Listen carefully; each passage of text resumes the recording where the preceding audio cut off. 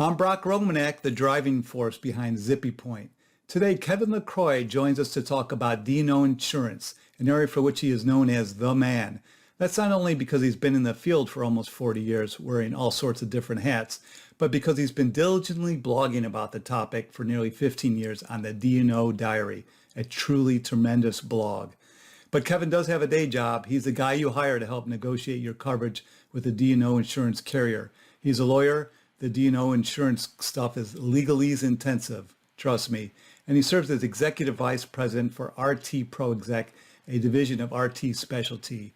RT ProExec is an insurance intermediary focused exclusively on management liability issues. By the way, if you're new to D&O insurance, make sure you check out the right side of Kevin's blog. You'll see some nuts and bolts about D&O insurance today on Zippy Point.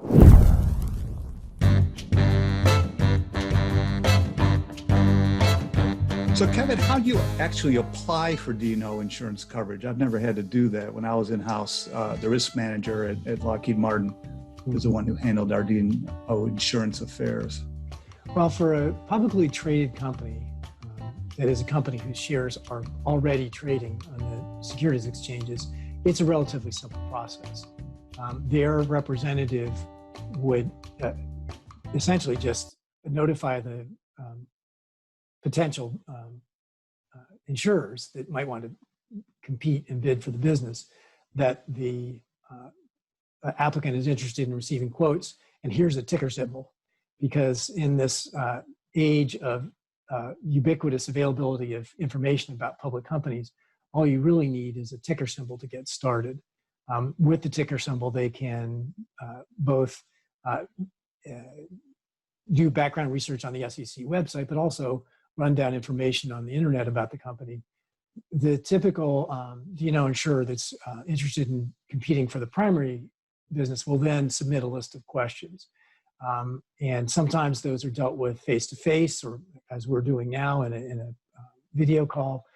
Sometimes it's more formal than that, and they require written questions. I will say that in this coronavirus outbreak era, the carriers are asking many more questions, and there tend to be formal written questionnaires, and they are very extensive. It actually is an onerous, burdensome process to the point that some of our companies have complained quite a bit about it because it's time consuming. That's actually a new wrinkle.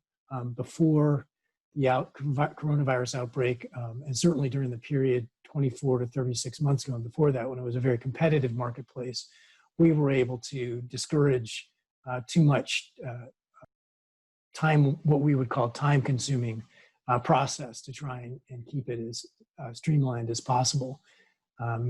Unfortunately, in both the hard market and because of the pandemic outbreak, the process has become more labor intensive, more time consuming, and more unpredictable. It's a little bit different process for private companies. Private companies, there is a written application. They have to, because their financial statements are not freely available on the internet, they have to provide financial statements as well as capitalization table explaining who the owners are, list of key executives, so that the underwriter can do a little bit of background research on the company, its financial condition, and what its ownership structure is. So it's going to vary depending on whether it's a private or public company, but for a public company, at least the start is pretty simple. All you really need is the ticker symbol, and you can take it from there. But the art of actually filling the application it's more of an art than a science, right? So that you're couching yourself in the best way possible. The application for a public company, unless they're buying new limits of liability and unless they're buying more insurance, is pretty simple. It's a pretty, it's not a long application. First-time buyers or buyers that are increasing their limits will have to complete an application, and they should do that in consultation with their insurance advisor and their outside legal advisor. But again, you might have a longer application for your homeowners or auto insurance.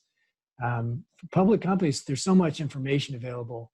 The underwriters are not in the position of depending on the applicant to provide the information. The information the underwriter wants typically is going to be available on the internet. So it's actually not, the application itself is not burdensome, but the process could wind up being, depending if you're a company with financial problems or in a hard to place business, like say you're somehow involved in cannabis or cyber currency, that's going to be a more involved process.